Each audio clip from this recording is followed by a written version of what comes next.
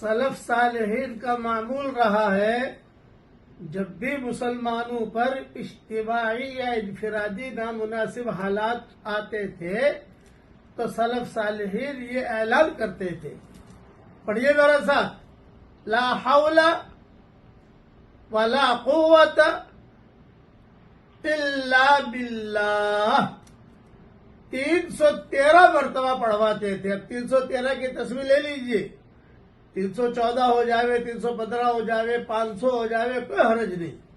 اور پھر دعا کرواتے تھے کہ اللہ ہماری پریشانیوں کو دور کر۔ 10 دن کرواتے تھے، 15 دن کے اندر حالات بدل جاتے تھے الحمدللہ۔